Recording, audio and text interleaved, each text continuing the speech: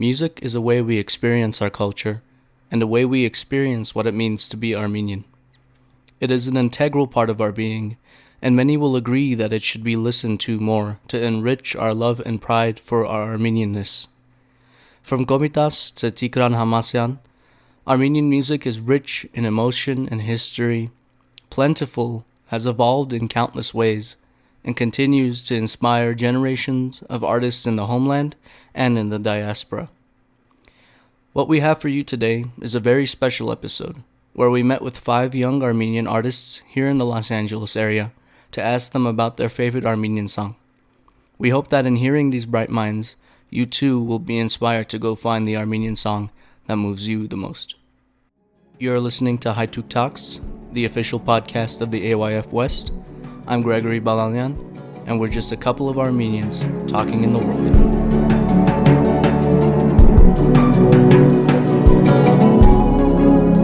A couple of Armenians talking in the world. Think about it as a lullaby, but for me, it's more like a Askain song. It's more like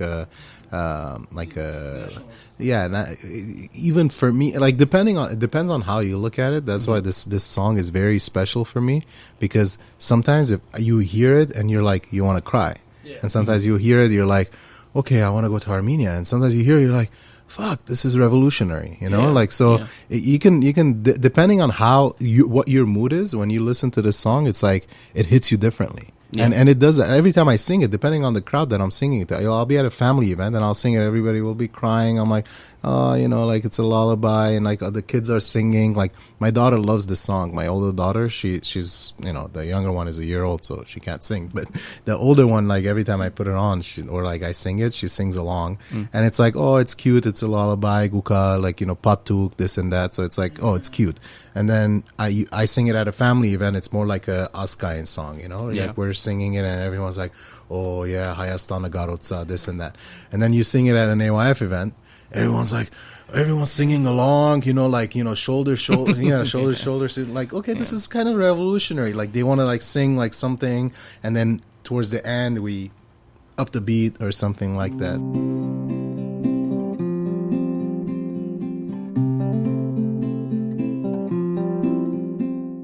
My name is Tro Krikorian. I am an attorney. I am a singer. So I don't know which one's full-time, which one's part-time, depending on the day, depending on the weekend. I'm a father.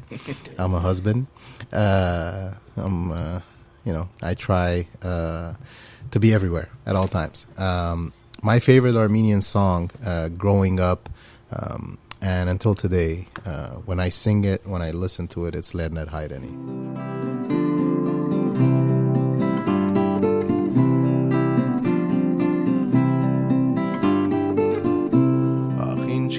So Tro, why is this your favorite Armenian song?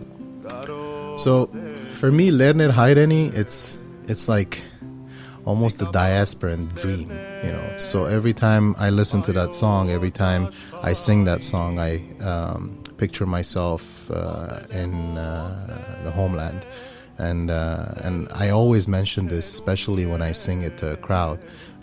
When I say homeland, I say homeland, and I don't say just Armenia, because for me it's like Armenia, Artsakh, Nakhichevan, Javakh. It's the homeland. It's like the mountainous Armenia, the mountainous homeland that we've known. When I sing Lerner Hayreni, that's where I imagine myself, and we kind of discuss that all the time. We recently discussed it as well. It's like a little bit of everything with this song. It's like a lullaby. It's a revolutionary song, depending on your mood, depending on the crowd, depending what you feel like while you're singing and listening to the lyrics. So it's all the above. It checks all the boxes for me.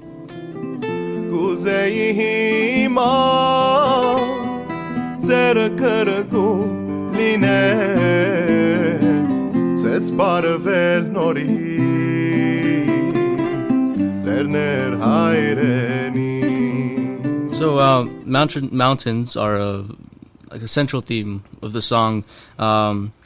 In particular, to you, what do the mountains mean? Homeland. Again, everything about that song, every single time I listen to it, it's the homeland, and you close your eyes and you listen to the lyrics. Vazelem hoknel ser lancherum yes. So you're running through the mountains of your homeland, and that's why we call it mountainous Qarabağ, and we call it our mountainous homeland. Every time we speak about the Lerner, the mountains, we think of our homeland. So that's what it means for me. Yeah, absolutely. There's an English translation, and one of the lyrics it says, "In my veins there is the strength of the motherland." When you're listening to the song, you really feel like your connection, to the motherland, to the homeland, and it's a feeling that you can't really describe with like non-Armenian songs. There's no connection like that.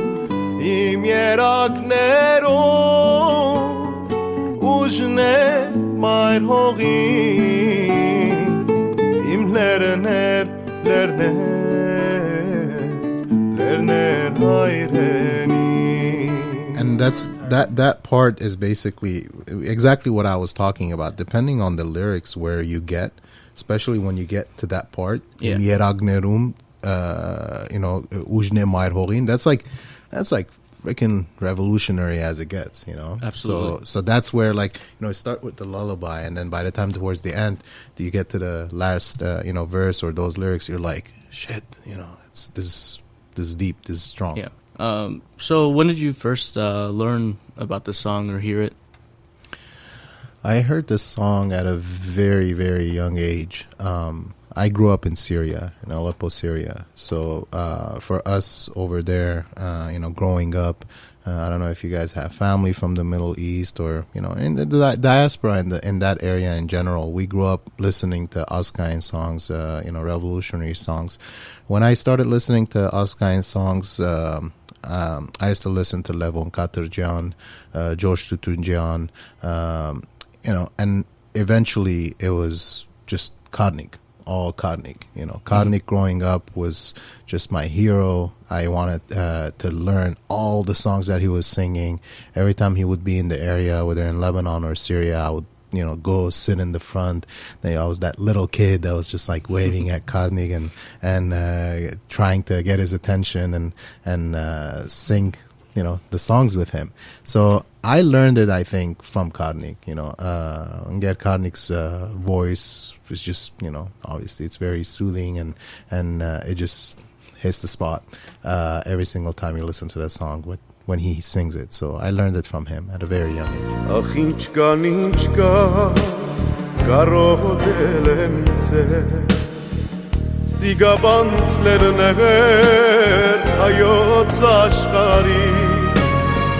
Vazelem hoknel ser lancherum yes im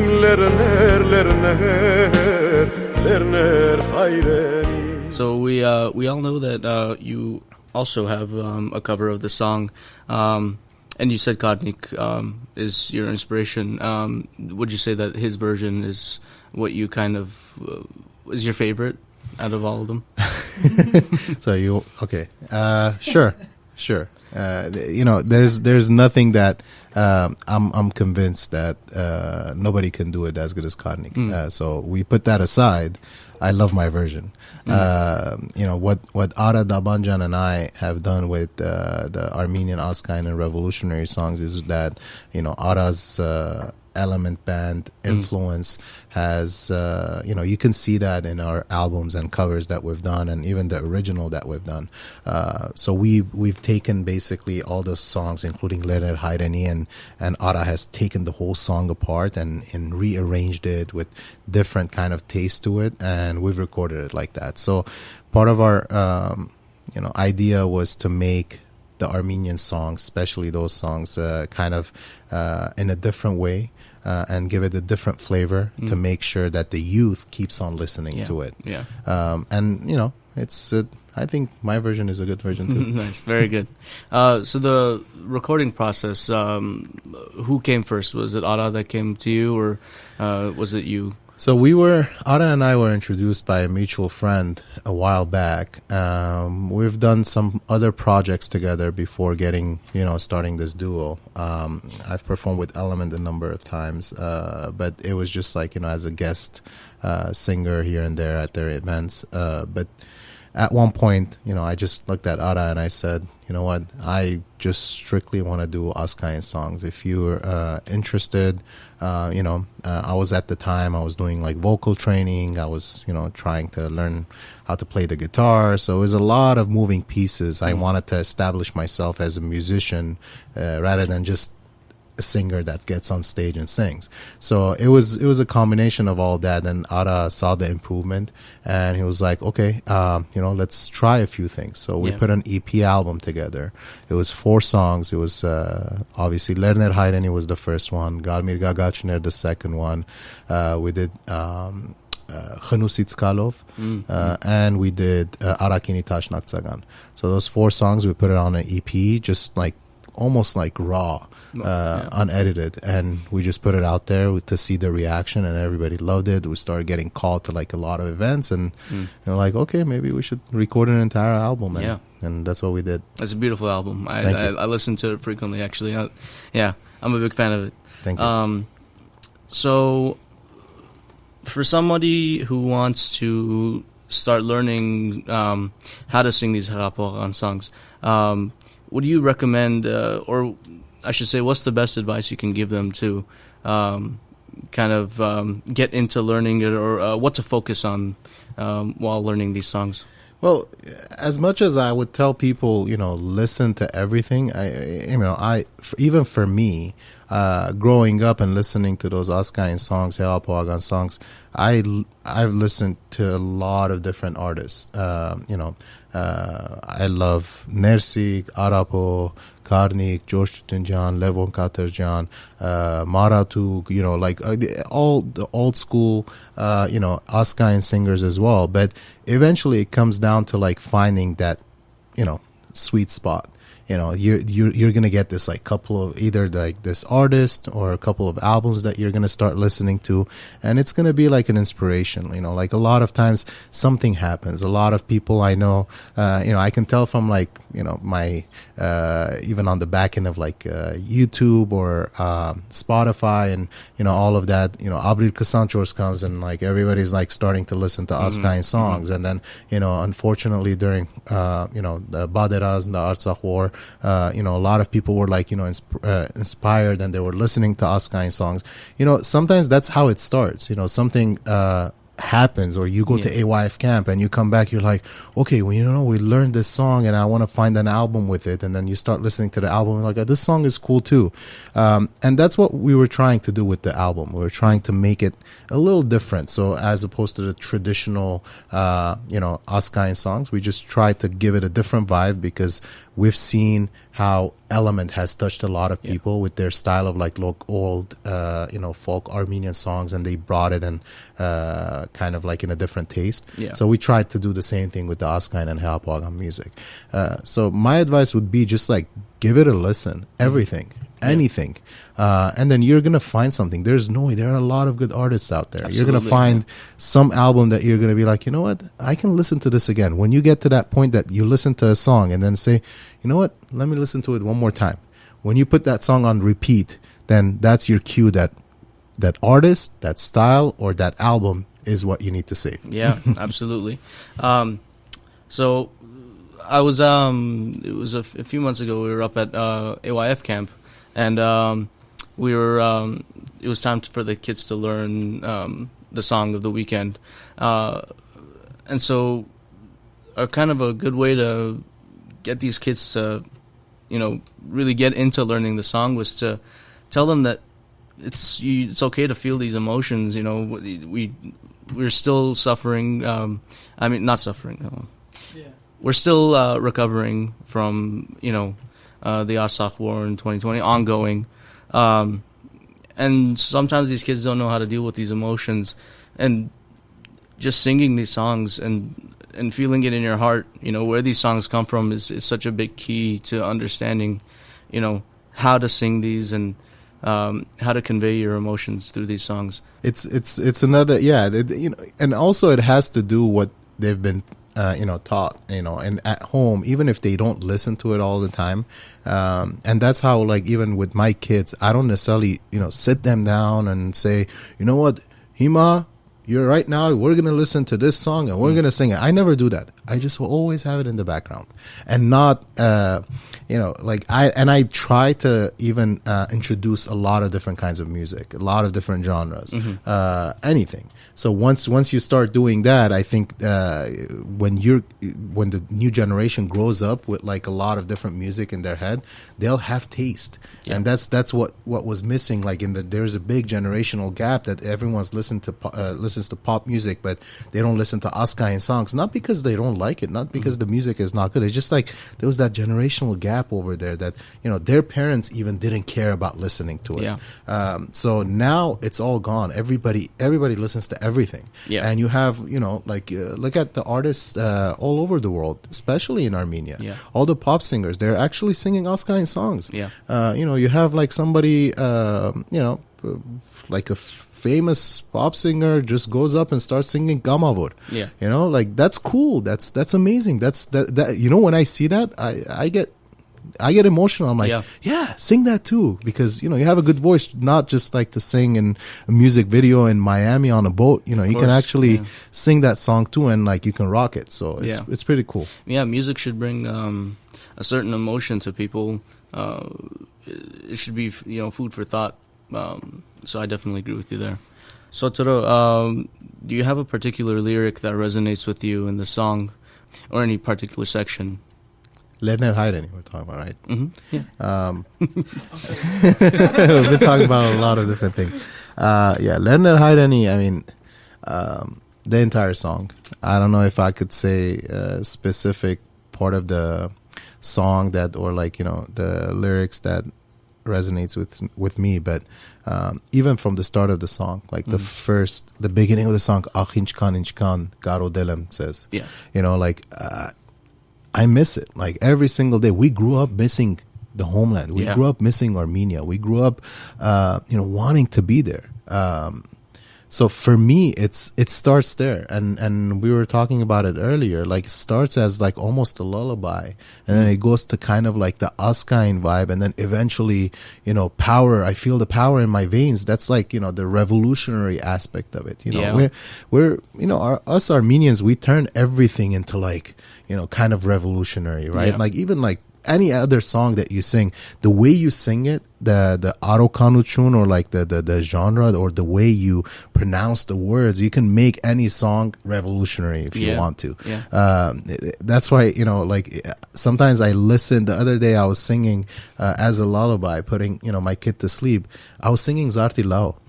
Nice. Like if you sing it like in a mellow way, it's like and she was falling asleep, and then you sing Zarti Lao the way we hear it in Armenia. They're singing on the streets. That's like, okay, I want to be there. I want to chant with them. I want to walk with them. So it's that's the beauty of Armenian songs, and that's the beauty of Lerner Hayreni, that you can go from the beginning to the end, and depending, as I said earlier, the mood and the audience and even the singer, you can deliver it a certain way, and you can make whatever you want out of it. Hey, I realized is like what's crazy is when I was younger and I'm listening to this song and I feel it, but I'd never been to Armenia.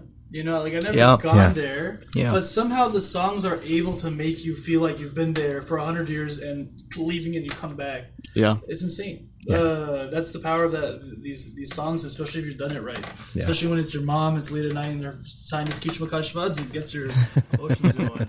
Yeah, my 4-year-old niece, we've been playing all these Armenian songs for her. She really loves Artyok Ovkeren. Yeah. She's like, play the Hayastan song, play the Hayastan song. And I'm like, awesome. Yeah, I'll play it for you. That's one of your top songs right now, huh? Yeah, fun fact about Artyok Ovkeren. While we were recording it, Ara and I, Artyok Ovkeren, it was during the summer of 2018. I'm not sure now. But so we were recording it and we were doing it, and I'm just doing the chant, like Artyok Ovkeren, hey. And Ara's like, okay, so do hey, and then we'll record like another like 5-6 heys, and then we'll make it like, like loud. And I'm sitting there, it's like, And then Ara looked at him. He's like, you know what would be cool if they were like a group of kids, you know, doing the hay right now. I'm like, you know what?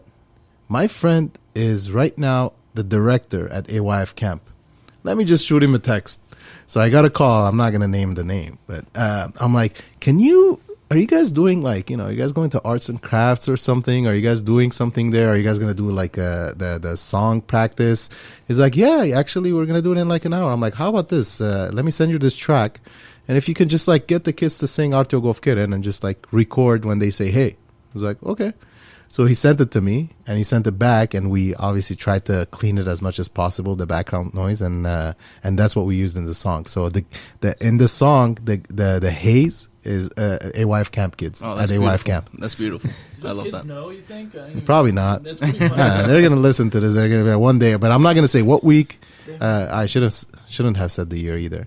But they're not gonna know what week, when. I mean, they sing Artyo Govkiren all the time, so no one's gonna find out. Just keep the kids thinking, oh, maybe it was me.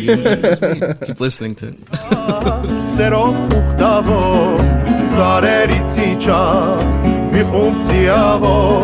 Նրանց մեջ ներքած սերով փուխտավով Արտյոգով կերեն, ինչ կտրիչներ են Մասիսը վգա, հայոց կաչերեն հեն Alright, so before you leave us today, Tro, do you have any words of inspiration to leave us with, or do you have any things you can plug that you're working on these days?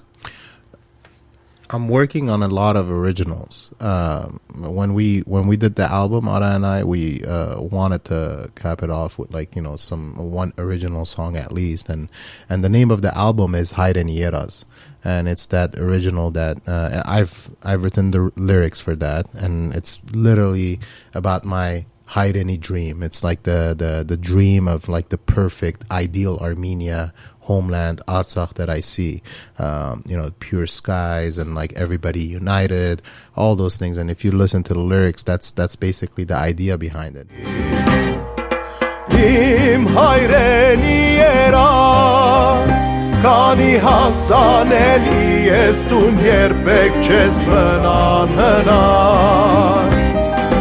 Menk mianalu yek Zoranalu yek Baykarelu yek Askovin hachtanagelu yek And the inspiration for that kind of song has come from like the likes of Rupen Hakhverdian and Artur Mesjian, because again, in recent years I've been listening to a lot of Artur and Rupen. As you can see from my album, I have some of their songs in there.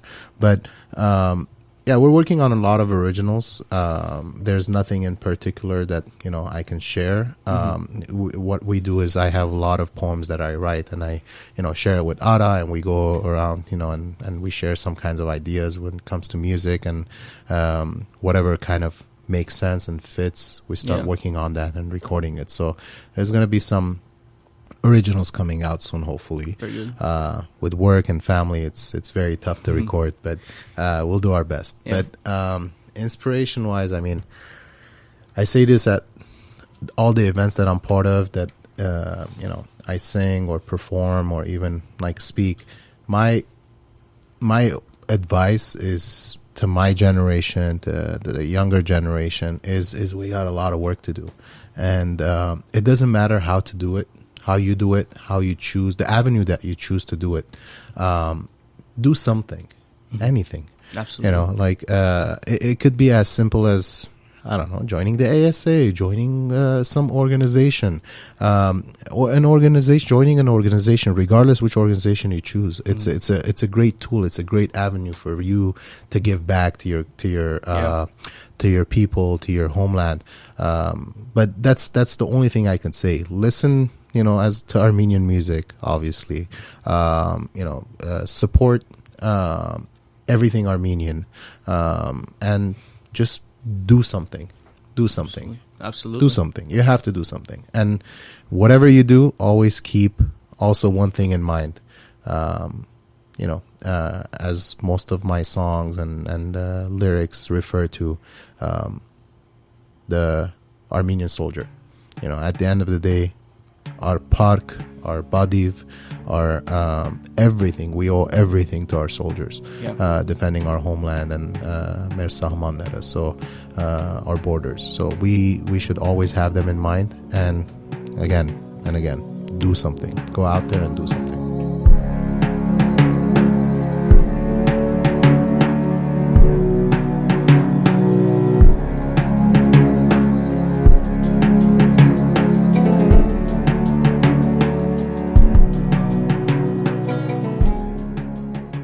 My name is Lara Sarkissian. I'm a sound artist, electronic composer, DJ, and broadcaster. My favorite Armenian song is Lara Gevorkian's Artashat.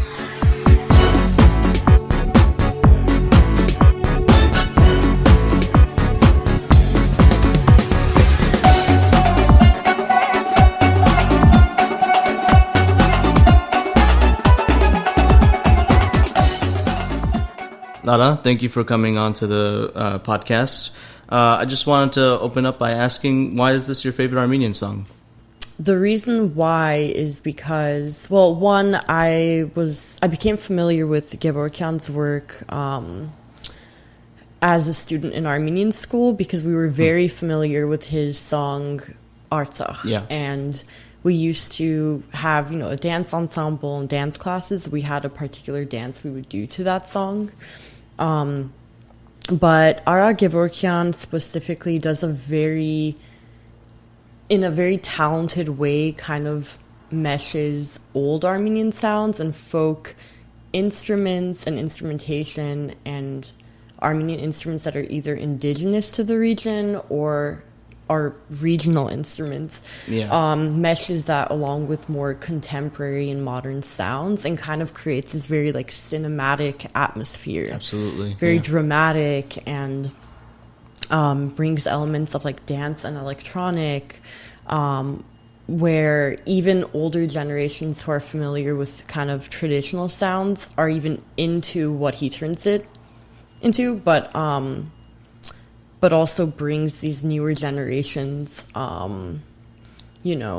in on his music. So I think it's kind of bringing these, it's a very intergenerational sound to me. I was listening to a lot of his discography, actually, and I noticed there's a trend with, especially one album, that each track was a name of an ancient Armenian city.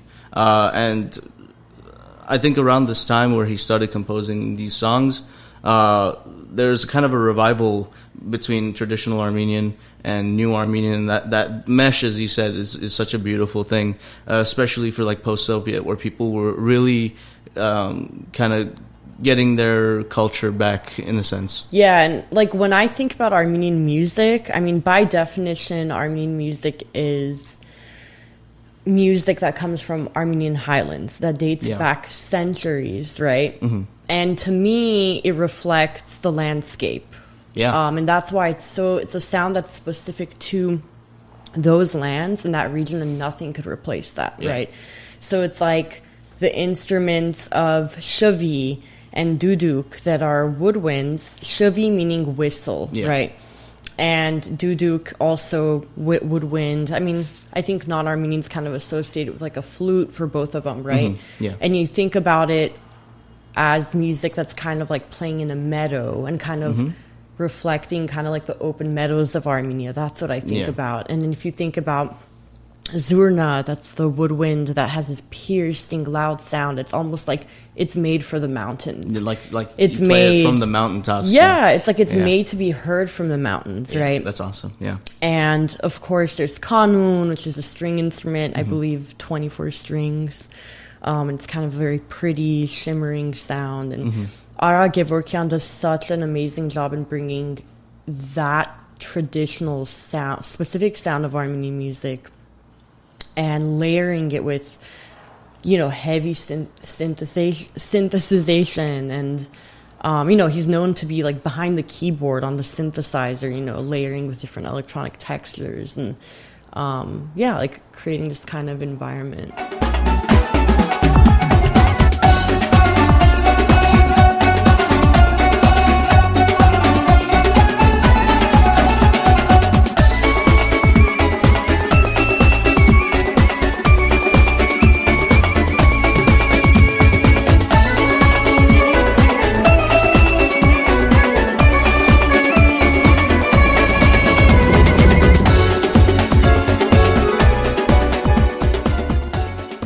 But I was actually curious if within Lara Gevorkian's compositions, do you have a favorite kind of sound that he has? Yeah, so in Artashat, he starts off the track in a very, like, you almost think it's going to be this, like, 80s, like, synth, like, funky track, right? Yeah. He opens in a very, like, ambient, kind of, like, synth heavy, and then it rolls into this very, like, dance heavy beat. That's kind of what we're familiar with in like more of like 90s dance. Yeah, I was thinking like the opening of the song almost sounds like a 90s beach club kind exactly of thing, you know? Yeah and you're like, wow, like what is he doing here?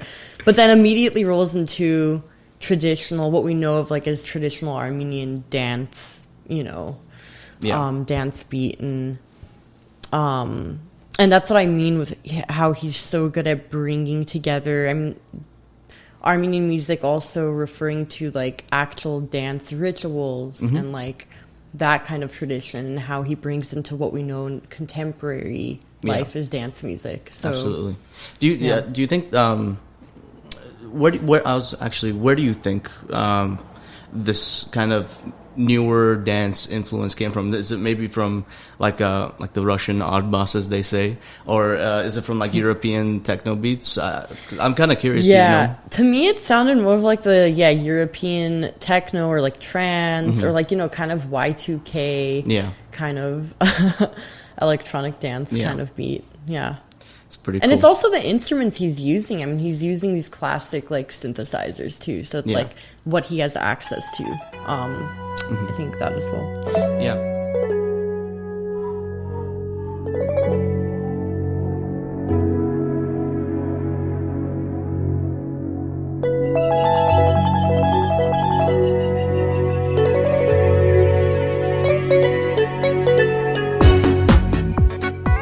And you also sent over two live versions of the song, where one was in Australia, right? Where he incorporated a didgeridoo, and the other was in Lebanon, correct? Yeah, both in Syria and in Lebanon. He had the Arabic tabla.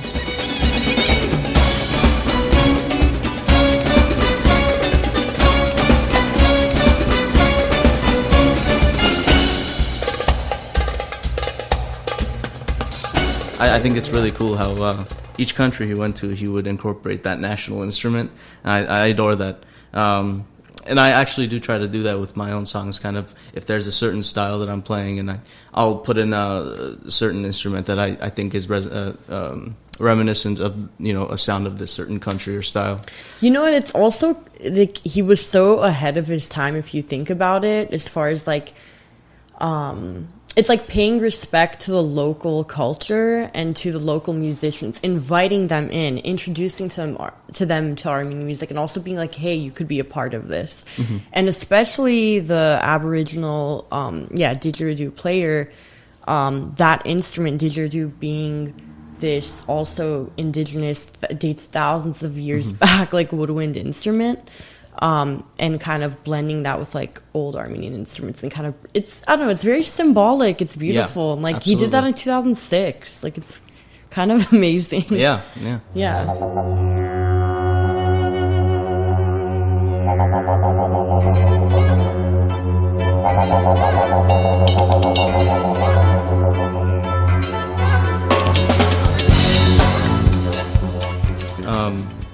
Were you gonna say something?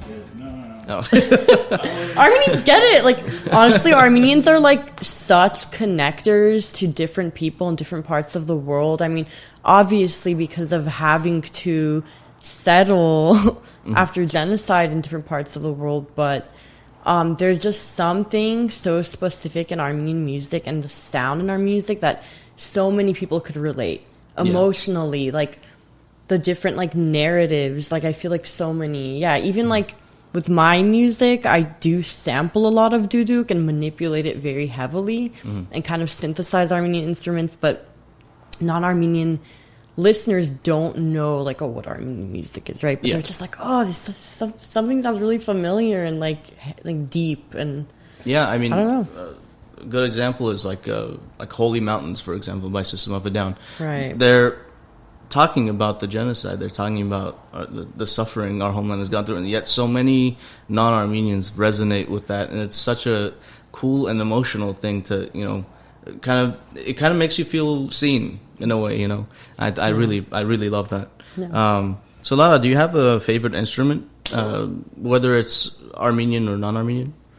Yeah, so in my production, I make very experimental electronic dance. I call it, left field electronic music, and I do use duduk pretty heavily. A lot of times people don't know it's that instrument or what exactly it is, but I manipulate the sound so heavily where it almost sounds like a synth, or duduk is a very lyrical instrument. Yeah. It sounds like a voice, especially when you pitch it up and down.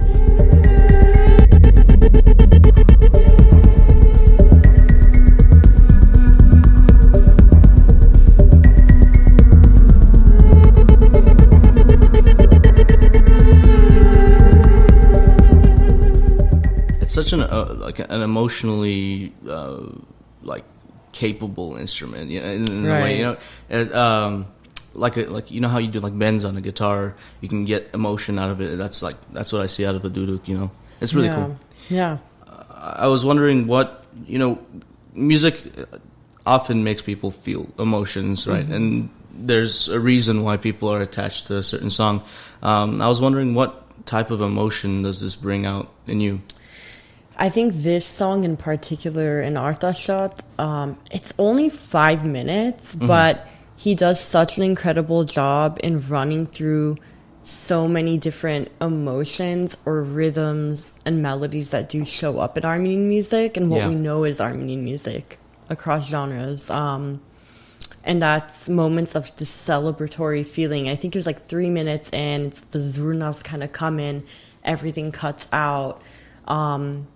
And of course, like the dahol drums and kind of these like elements of dance and like, like celebration. But then the beginning where it's kind of like this journey where you don't know where it's going to go. Yeah.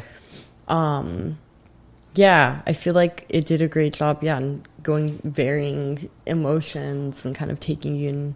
But also like ending it on a note that's like very hopeful. Yeah, super hopeful. And it kind of showcases the resilience of Armenians, you know. Exactly. Yeah, I love that. Yeah. Yeah, I felt the same way about his song Arsa.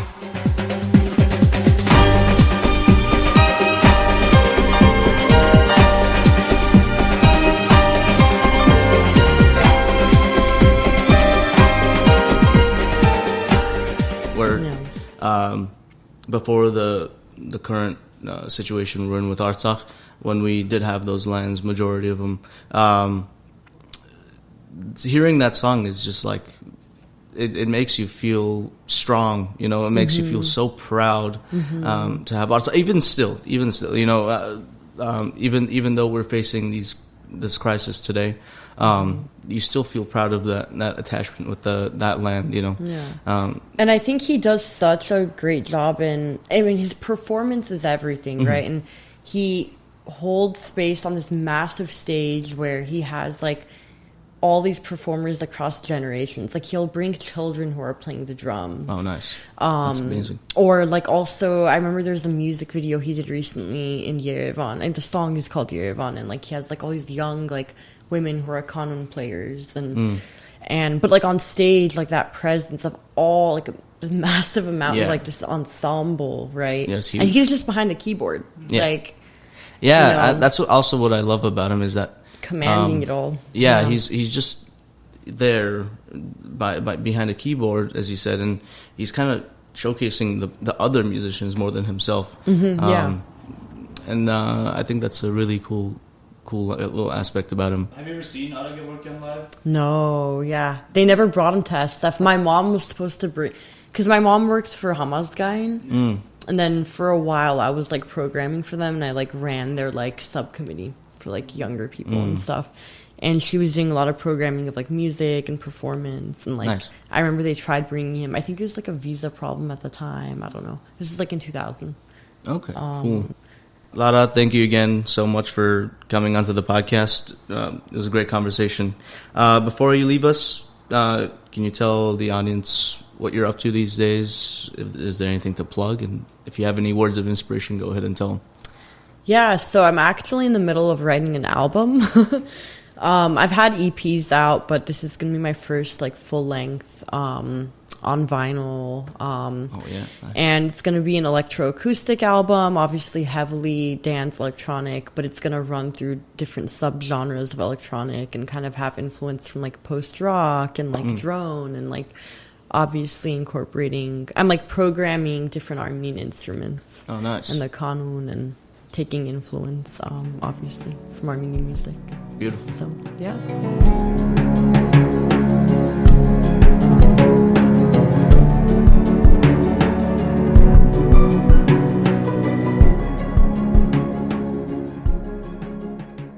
I'm Krista Marina. I'm an artist, writer, and producer, and my favorite Armenian song is Oror.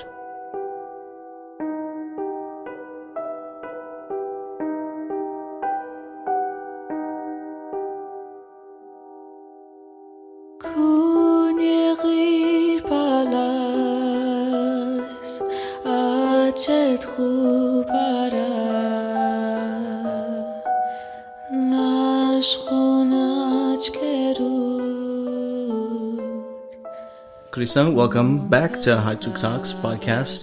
Thanks, Craig. As a guest this time, how does it feel to be on the opposite end?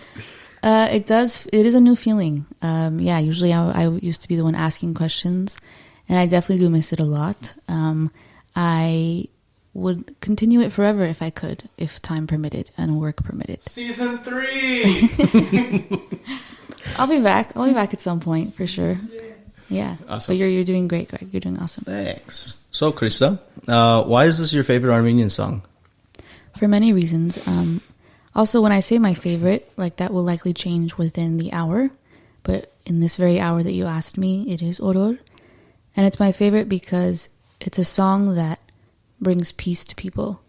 And that's something I always want to be doing, especially for people that I care about, especially for people who are desperately looking for it in some way, shape, or form. And it makes me feel at peace singing it.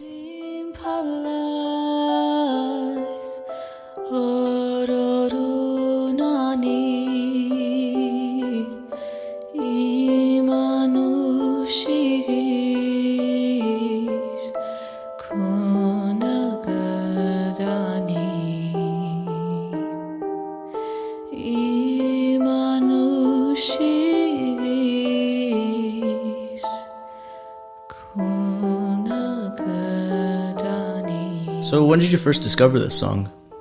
I knew the song as a child. My grandma would sing it. But I feel like I rediscovered it during the war. In 2020, I heard it somewhere. I don't remember where I was, and it came on. Maybe a friend played it or something.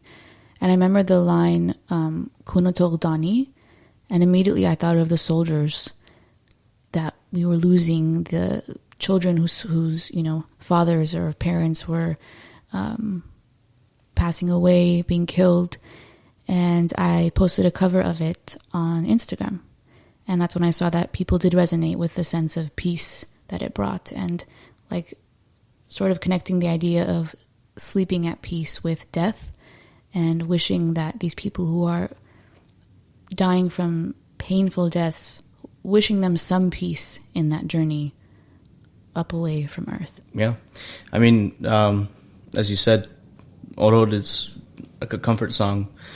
You always think of lullabies as being for kids, for little kids. I mean, my little niece hears that song a lot before she goes to sleep, and she just knocks out like that.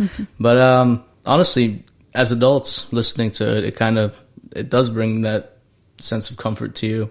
But yeah, from the kids not being scared of the monsters anymore, maybe it'll bring the soldiers comfort from the reality of war. Yeah, which is definitely monstrous for sure. Exactly. I also got a lot of messages after the fact, not only from people listening to it throughout the war, but also from people, from parents reaching out saying that the song was a lifesaver for helping, put their kids to sleep too. So I was happy to hear that. Absolutely. It helped in both ways. So would you say this was one way of yours to contribute to the effort during the Artsakh War? It was. I think music in general. I did as many shows, live streams, fundraisers as I could. I don't know the exact count. It must have been around 20 when the war first happened.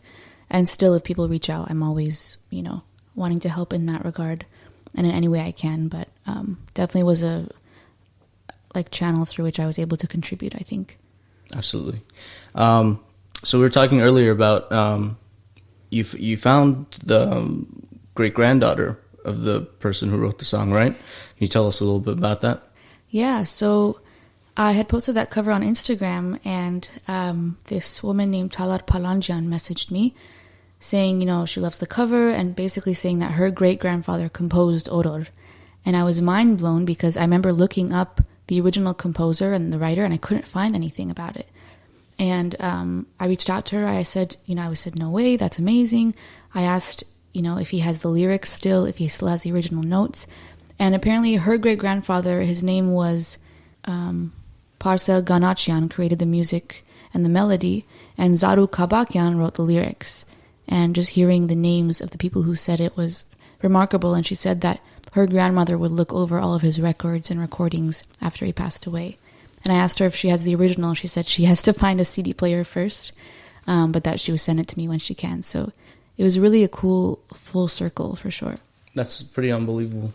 Just knowing that, we could find some connection to the songwriter for such a, huge Armenian song in our culture. Especially because a lot of these songs, we don't know who wrote them. Yeah, exactly. And they've been so foundational in our culture for centuries, for generations, that, it's hard to find the original creator from a Google search. You have to find it through word of mouth. That's the only way.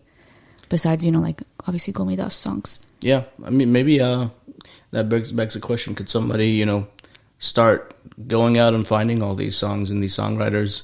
I think it'll do our culture a huge justice. Absolutely. Absolutely. I wonder if there is some type of database out there that someone has that just maybe they haven't shared. Okay, so having played with you a bunch, I know that your songs bring that same feeling of comfort. And does Oror, I guess I want to ask, does Oror have that same familiarity that you put into your songs, if you get what I'm saying? Yeah, it definitely does. I think everything I create is therapeutic in some way, whether I'm trying to create therapy for someone else, imagining what someone else may be going through, or creating it for myself. In this situation, it was definitely both of those. I remember sitting down at the piano learning this song during the war, and I remember I got emotional, obviously, practicing it. And so absolutely it is in line with everything I create, which is that feeling of therapy. But this song in particular, because it's a lullaby, has that added element of peacefulness. That's what it was meant to do for people. And I'm glad that I was able to be another channel through which that song gets to continue existing.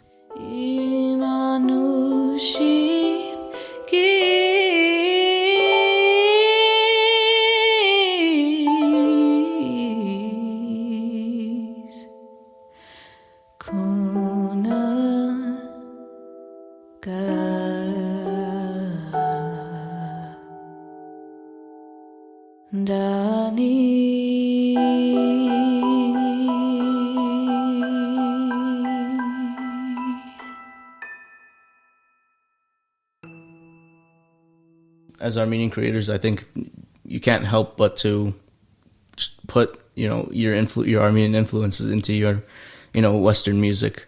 I think during the war, I was listening to a lot of Pagan music, and more somber ones like Odaruchun. Yeah.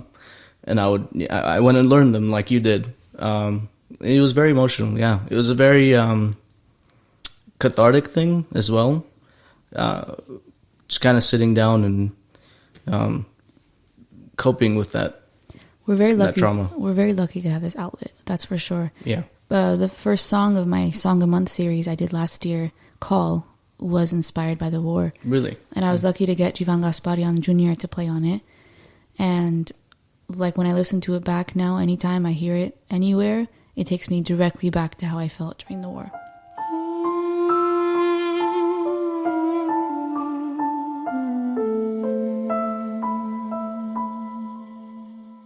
Is there a single lyric in the song that resonates with you or you have a deep connection with? The other thing about this song is that it's saying Anoshis kundur, paits inzial kundur. You know? Like, give this person rest and peace and sleep, but also give it to me. And I interpret that to mean, like, if this person is to go to sleep, let me go, you know, to rest with them. Essentially saying if they, in the context of how I created it, you know, if they are to pass away, let me go with them.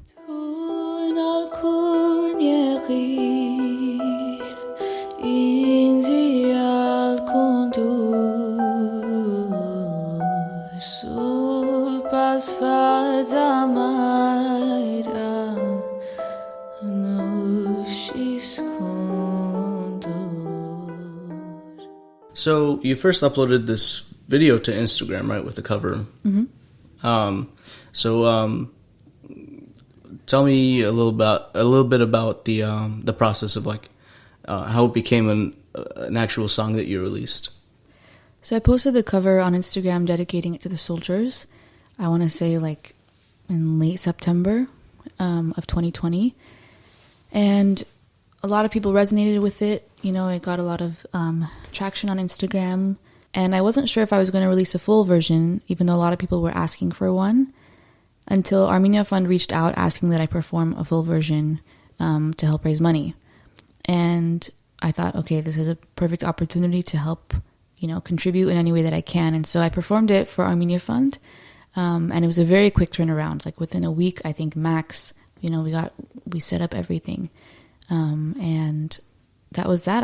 I'm happy that I was able to create the full version, and that it continues to help create that. It continues to help serve that purpose for Armenians and other people, even as we look back on the war. And, you know, obviously we're still struggling today, struggling with the remnants of the war, in many ways. Like, that's a brutal understatement. But I'm glad the song exists in a proper recorded form. Yeah. So, Krista, thank you so much for sharing this story with our listeners and I. Thanks for having me. Yeah, of course. And just want to close out with asking, is there anything going on in your life? And are there any new projects that we should be looking forward to? There are always things to look forward to. Currently, I am releasing an album with Beirut called Diaspora Dreams. And that's the name of our duo. We've had 2 singles out so far that I truly, truly love. And I can't wait for y'all to hear the full project because it just warms my soul.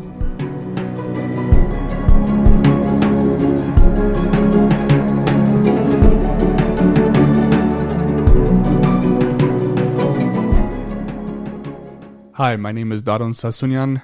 I run Rocky Hill Records.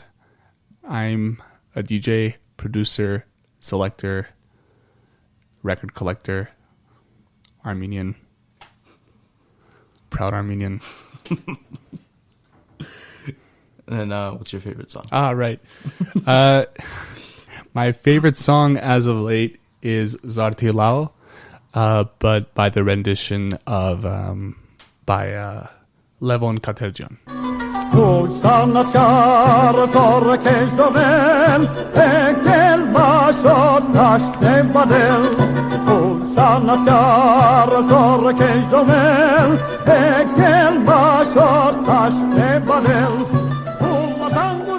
Darone, thank you so much for coming on to our podcast, High Talks.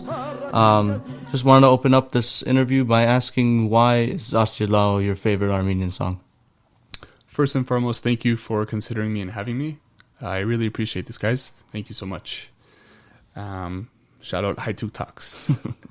And this has been my favorite song as of late, due to all of the unfortunate things that have been unfolding in our homeland, in Armenia, in Artsakh, and even the diaspora.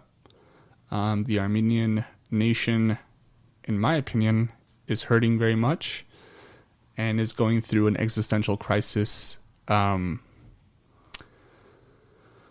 I've never experienced before. Yeah. So on that note, I think politics just plays a huge part in specifically Armenian music. Would you say it serves as a pretty good reminder of what to fight for?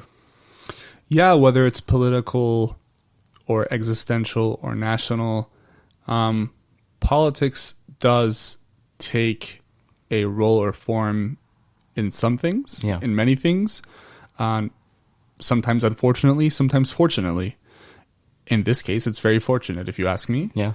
Because there is a group of people that firmly believe that they are the last bastion standing in front of or facing a traitorous, downright disgusting group of individuals that have sabotaged our people and our entire nation. And how does the song connect to that?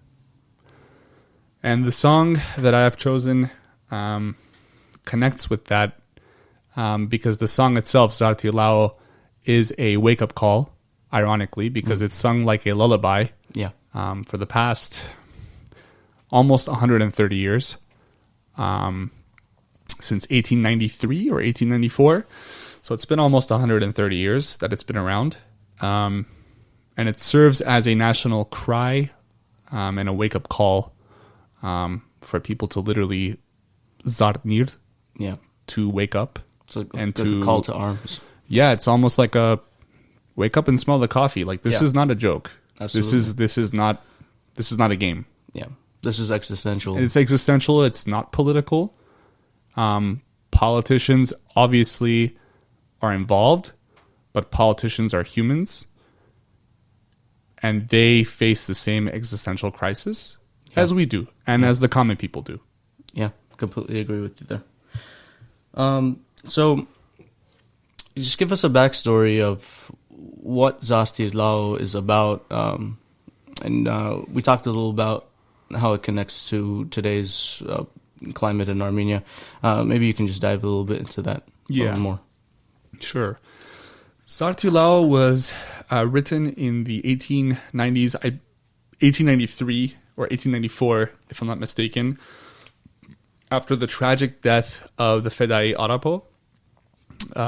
Arapo was a major national figure from Mush and the Sassoun area of Western Armenia in the eastern region of the Ottoman Empire. He was killed in 1893 by Turkish bandits, Ottoman Turkish bandits, and the song was written after his death to not only commemorate his death, but to also serve as a wake-up call or a reminder to the quote-unquote children of the nation, to get up and realize that there's serious things that are about to happen to us.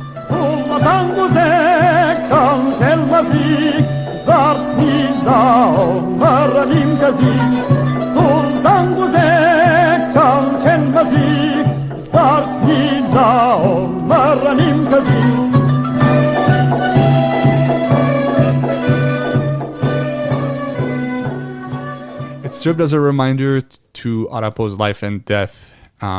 It's changed its name many times. It was called Arapoin Yerka, Arapo Song. It was called the Song of General, or the Song of Fedai, not General, Fedai Arapo, or Mushetsi Arapo, or Mushetsin Yerka, which is translated to the Song of the Mushetsi. Mm-hmm. But then it became popularly known as Zarti Lao. Yeah, I had... I think I've heard the title Arapo Yerka somewhere before, but most notably Zarti Lao. So often in songs, we tend to interpret lyrics in our own ways, even though the writer could have meant it one specific way. But there's a line in the song, it's Odari Erginer Man Galov Merav Turki Parke Talov. To me, that kind of means that this person was living in Turkey working for the Turkey, working for the government. At the end of the day, after all he gave, they still backstabbed him and left him with nothing. How would you interpret that line? I would interpret it as not something that is directly, falling under Arapo's life, for example. I would say, first and foremost, it's in regards to the Armenians living in Ottoman Empire. They lived in the Ottoman Turkish Empire at that time in that region. They lived in a class system, and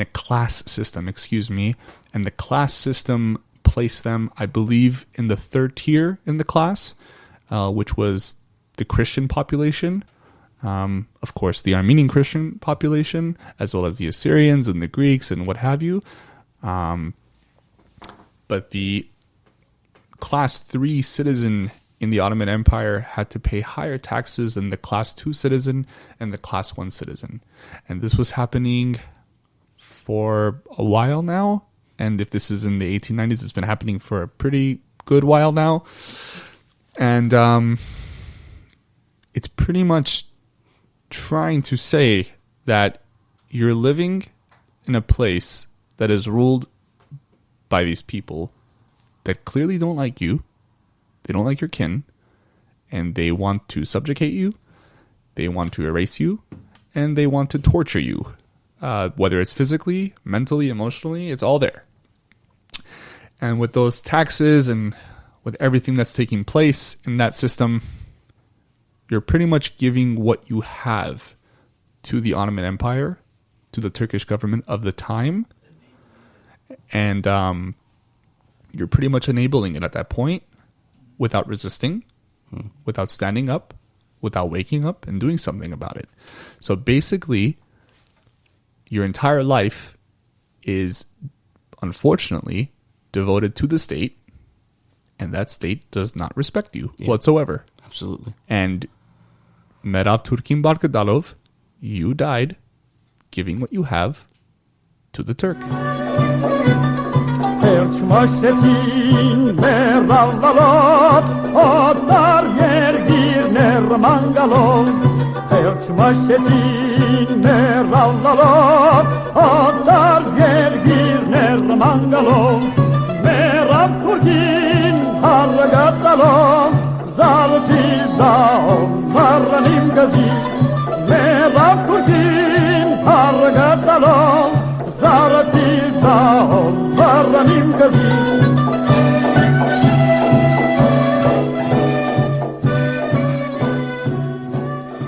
So there have been plenty versions of Zartir Lao, but why did you specifically choose Levon Katerjan's version?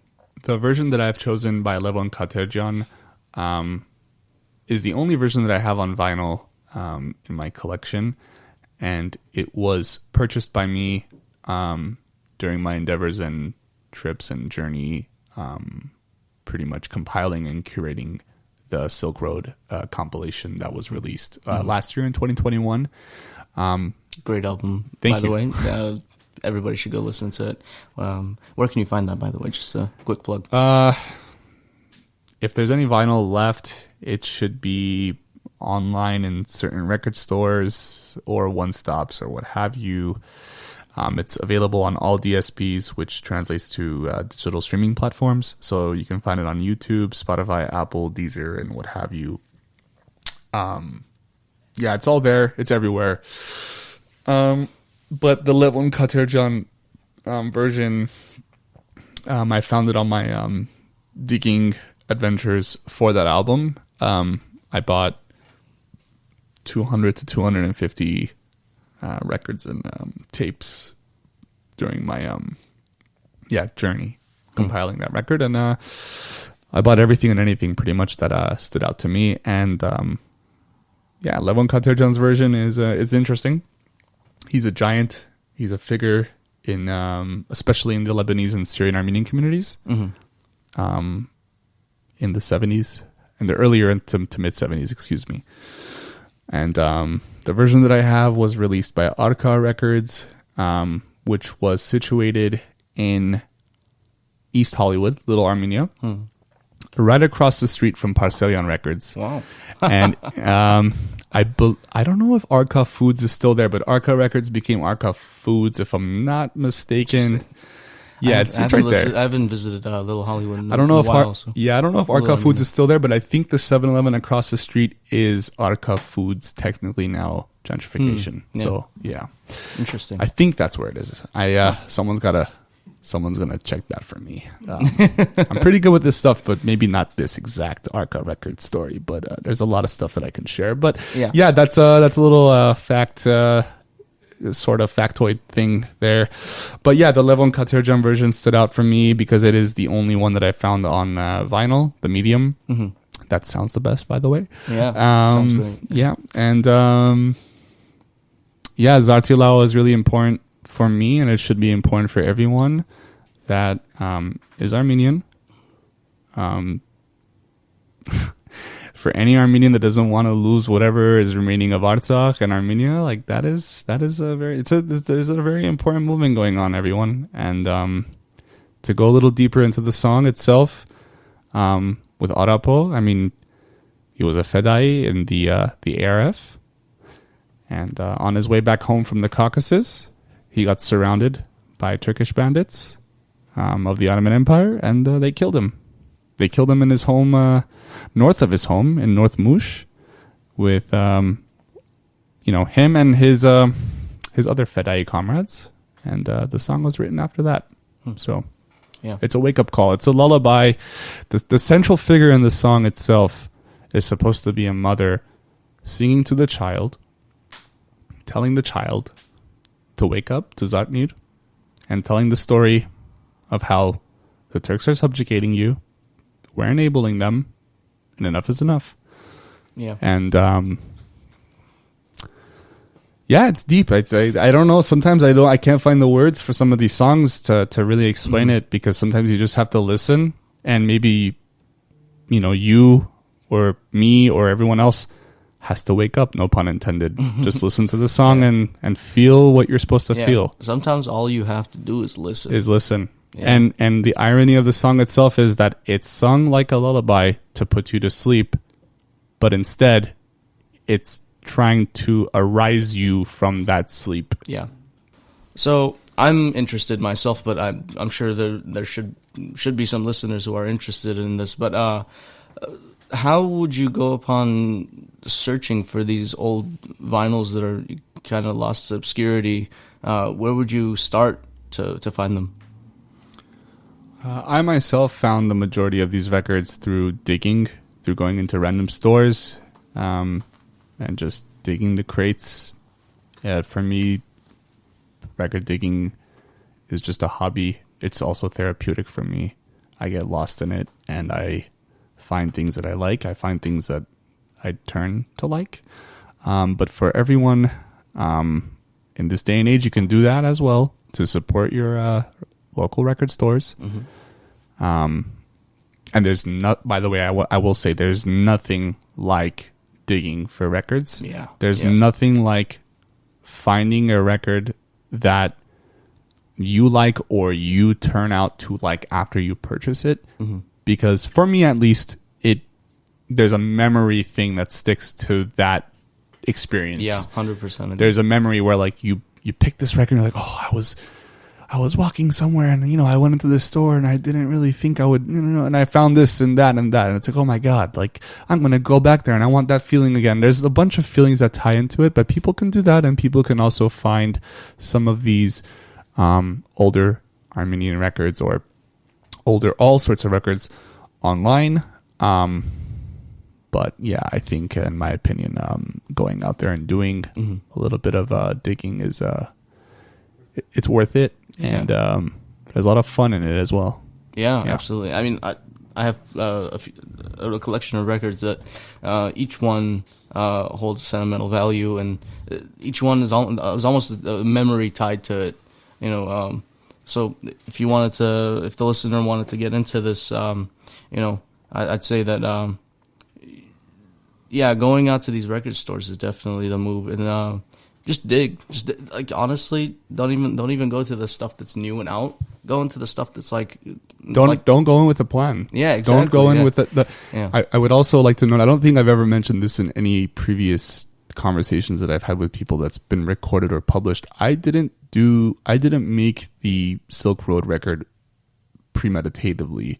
I just went out there digging, and after I had a bunch of things, records and tapes and master tapes and what have you, I was like, I think now I have enough that I can work with and license and find the actual like composers, publishers, songwriters, and what have you, and do the whole paperwork and do the right thing and share it with everyone else. I think what you're doing is a great treasure for this community, because as I said, a lot of these albums have gone into obscurity, and you're doing a great work bringing it back into the limelight, and kind of showing our people, this is the music that we used to make, and we can still hold these up as great pieces of art today.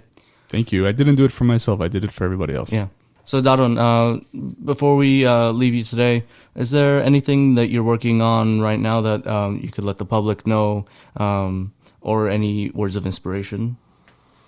I'm currently working on new releases on my own record label, which is called Rocky Hill. I just released my first 12-inch of deeper house stuff that will make you do things that you never thought you would do before, from the underground. The bad club music. I'm working on a bunch of other 12 inches on my label. Mainly my own personal produced stuff. Nice. The second release should be out in a few months, depending on when my record plant wants to send my records and when it's finished. I'm always working on stuff. And you can see what I'm working on social media, I guess. I don't really like social media personally. I don't really post much, but you can find me on Instagram at Rocky Hill Records. That is the whatever it's called. I don't know what it's called. What is it called? The username, the tagline, or whatever. I don't even know. Username, whatever. I don't, hyperlink. I don't even know what it is. I don't know. Something like that. I'm not that old, but I'm an old soul, I guess. I only post when I have something to share work-wise or creatively, or if it's a show that's interesting or fun or whatever. Thanks. But I working on a bunch of stuff on my label, and I just want to also note that if there's anybody out there that has any sort of creative ideas, or if you think that what you're doing is just a hobby and it'll never become a dream, it's a dream and it'll never become real. It's okay if it'll never become real, but you can make it a real thing. You can make it a real thing if you put time, energy, and effort into it. Yeah. And believe me, the most important thing in doing these things is time. Yeah. It takes a lot of time. If you don't put in the time, it's not going to happen. Patience and smart business choices as well. The business stuff, it's boring, but you have to do it. You can't escape from that. But patience is definitely the key here. Absolutely. Yeah. And I'm always here for anyone who needs any sort of help or I don't know, pseudo words of wisdom or what have you. I always want to help people if they want to reach out to me or come up to me or what have you. I'm a normal person, so I can help you guys out. Very good. Hi, I can help you out if you want.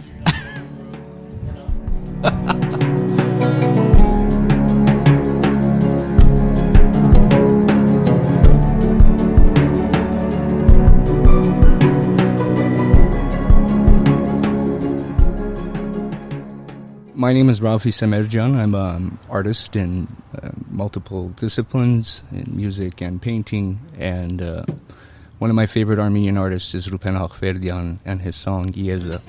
Ճամփաները պայծառ անդունդներ են դարձել Եվ այնտեղ են թաղված լուսեղեն երազները լուսեղեն երազները բոլոր սեր հաճելի մոռացում այցելիր մեզ հաճախ մենք գիտենք Ջամփաները բոլոր դեպի մահ են տանում Սեր հաճելի մոռացում այցելիր մեզ հաճախ այցելիր մեզ հաճախ մենք գիտենք Ջամփաները բոլոր դեպի մահ են տանում Եղիր հեզ բանով եզ Եվ վարիր այս անվերջ սևահողը Raffi, thank you so much for joining us today.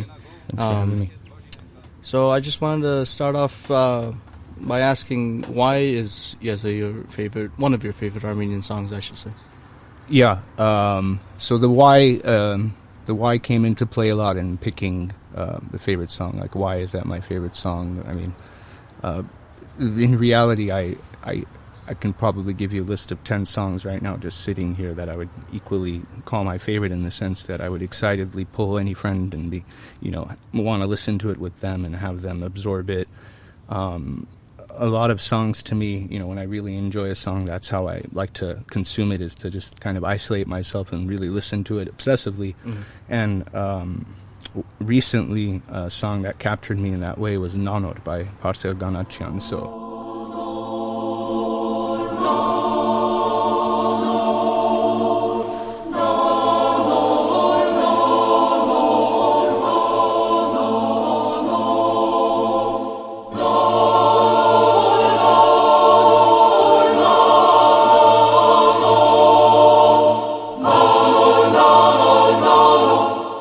my first instinct was, okay, this is one of the greatest Armenian works I've ever heard. I mean, it just after the song finished, I felt like, I need to listen to it again and again, and I came to the conclusion that it's literally like a cold bath for your Armenianism. If you want to kind of be reminded, just stop everything and dedicate 13 minutes and listen to Nanor from beginning to end, and you go through so many movements and so many stories. So, but I then stopped for a second and thought, as far as my favorite goes, maybe I should look towards what's influenced me the most, or someone that's spoken to me the most, and someone who's shaped and molded, my first steps into kind of one of the art forms that, one of the crafts I've been pursuing the past 18 years or so in songwriting.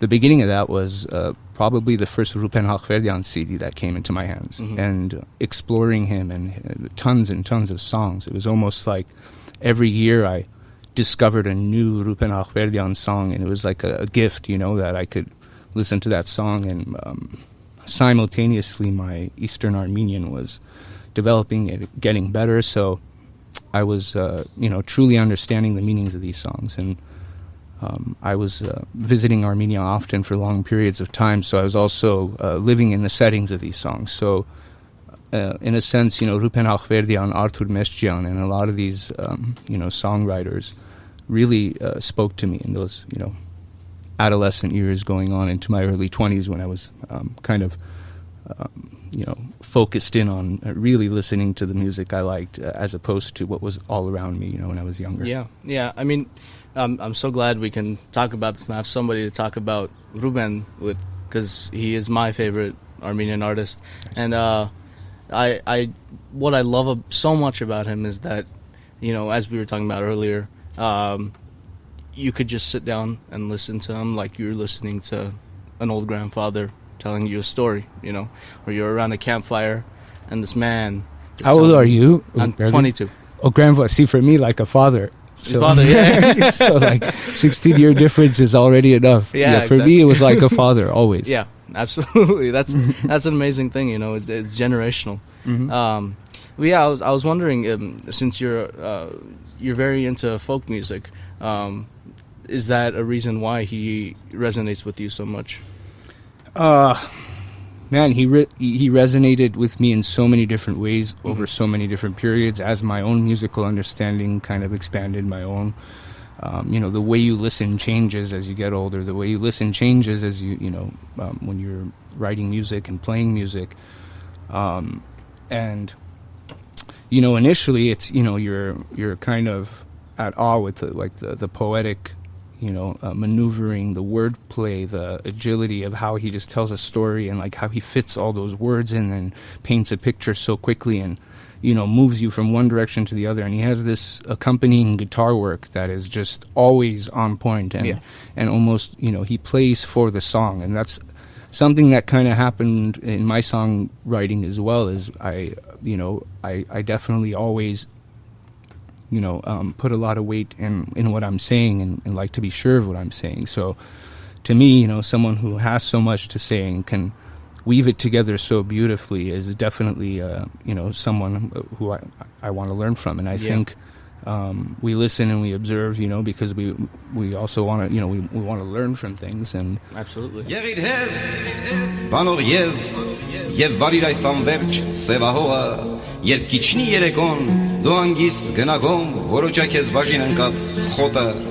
Մինչև կբացվի առավոտը եղիր հեզ բանող ես եւ վարիր այս անվերջ սևահողը երբ քիչնի երեկոն դու հանգիստ գնագոմ որոջա քեզ բաժին ընկած խոտը մինչև կբացվի առավոտը օրենքներից հոգնած այս դժբախտ անասունը. When you're talking about how he uses the guitar in his songs, one song that came to mind immediately was Yete Imanayir. He plays this beautiful, melody on the guitar, and the waltz feel of the guitar, rhythm guitar is just beautiful. It makes you feel like they're floating, in a dance, and it's like a dream. Yete Imanayir. It's like a dream state, and I love that. But I was wondering, with Yeze, can you explain a little bit what that means to you? What you interpret that song as? It's such a it's a powerful song to me because it's first of all, it's very intense. Out of nowhere he starts with this rapid, choppy guitar playing, so it just catches your attention, the rhythm, and he comes in and he just pummels you with these words. So off the bat, I just really stylistically it just speaks to me, and the way he executes it. For me, at a time I heard this probably, in my early 20s, like, I don't know, maybe 20 years ago I heard this song. I dated myself, yes, but I think it really did come at a perfect timing where I was questioning a lot of what's going around, and even nowadays we're kind of in the same situation where from every source you're being told what to believe, and it's on a wild level now where it's out of control. There's AIs and algorithms controlling it, so we're getting it so hard nowadays, and I think more than ever, so the song still has relevance today, and it's one of the only Rupen songs that I actually perform as a cover ever, on stage or publicly. As much as I love him, this is the only song I've ever played, is because it's the one that spoke to me the most, and it's the one that I'll stand by the most, and it's a lesson I've learned the most, that you really need to focus on, what you believe at the core, and really quiet everything, and really understand what your purpose is, and what's right for yourself, and be very there's a nice word khohemutyun, like in Armenian, and to have that at times where there's so much chaos all around us, it will offer us some insight, and but again, I went into too much of a philosophical. I don't want to turn the song into beyond what it is literally just kind of an examination of a man who is living like a sheep, just kind of bowing his head, doing what he needs to do to get by, and saying okay to everything. Some of my favorite works of art are just that. They're artists being socially aware and telling people to speak when you want to and not speak when you're told to. Great example that comes to mind, I was just listening to it yesterday's Pink Floyd's Animals. It tells the story of 3 divisions, pigs, dogs, and the sheep, and the social hierarchy. Dogs is one of my favorite songs of all time, by exactly. the way. They just released the 2022 mix, the brand new. It's fantastic. Nice. That's probably my favorite Pink Floyd album because of the social kind of point of view that they have on society. That's what I meant to say. Is so it resonates with me so well. And Rupen does that same thing really well. So when you're choosing between Nanor and Yeze, you said you had this kind of internal battle. Yeah. Which one to choose? Why is that? Again, because, first thing that popped to my mind was Nanor, and I'm like, I found reasons why it would be a good song to pick. So already I started trying to find the utility in sharing a song, because obviously this as a platform is going to, share our culture to a wider audience. And if I had to pick between Yeze and Nanor to show a non-Armenian, I would show Nanor first. Yeah. And, but, sadly, I feel like there's a lot of Armenians who haven't heard a work like Nanor as well, or haven't given it the time of day. I shouldn't say a lot of Armenians, because a lot of Armenians have. And I think however, there's a new generation that we need to push this in front of a lot harder and a lot more aggressively, because I can say for my generation that they don't know this kind of music.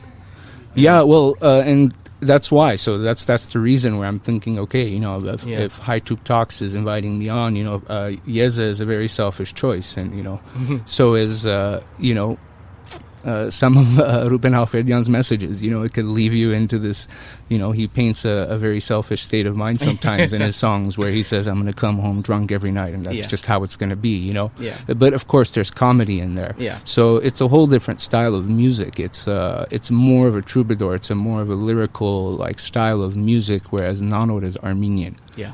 It's an Armenian composition, and it's so simple too. It doesn't have the complexity of like a Khachadurian piece. It's that was one of the reasons Kanacyan shown, because he really did keep it simple. He wrote a lot of songs for children to sing, and such important work in the diaspora. So on that side as well, as a human, as a Kordzic, as a person who works in music. He's very important. A student of Gomidas, a colleague of Gomidas. They worked together. He got Gomidas's praise. He arranged the Armenian national anthem. So there's so much that Nanor. Well, I just slipped it in here too, because honestly, I wouldn't have felt right to have just talked about Yeze.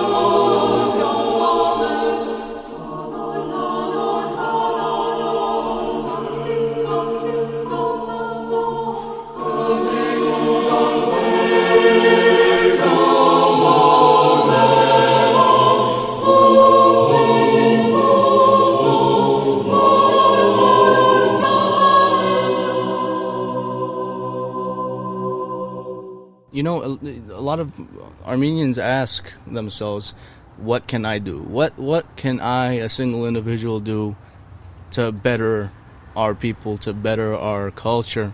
And it can be as simple as listening to these songs, getting into Nanor, getting into Gomidas's music.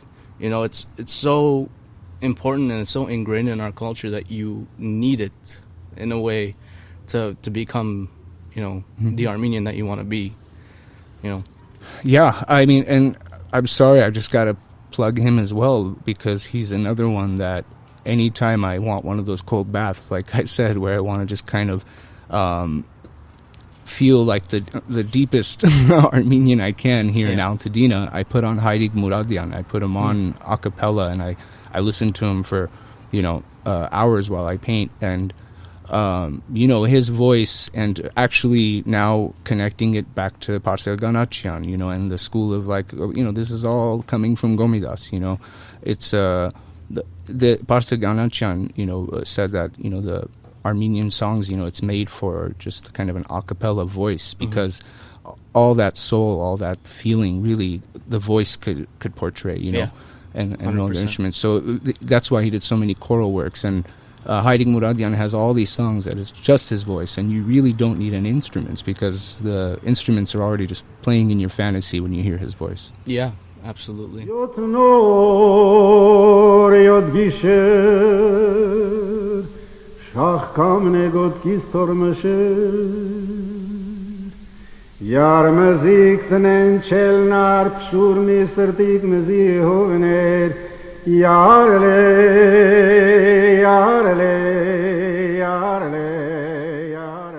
Raffi, again, thank you so much for joining us. Thank you for having us at your lovely house.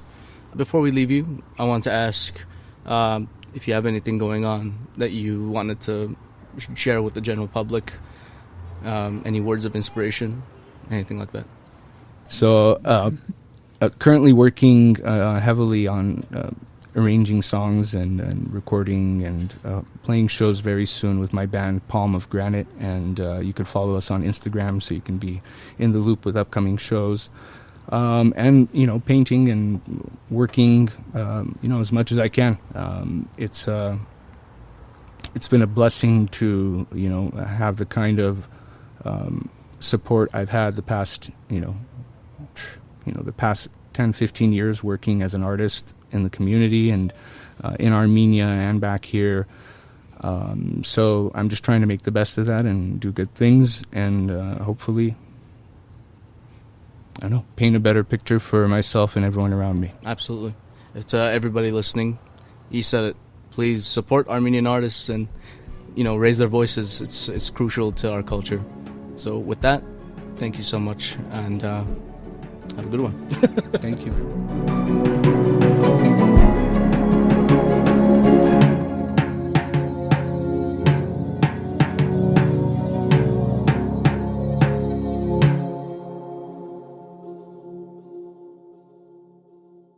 You're listening to Haytuk Talks, the official podcast of the AYF West. I'm Gregory Balalian, and we're just a couple of Armenians singing in the world.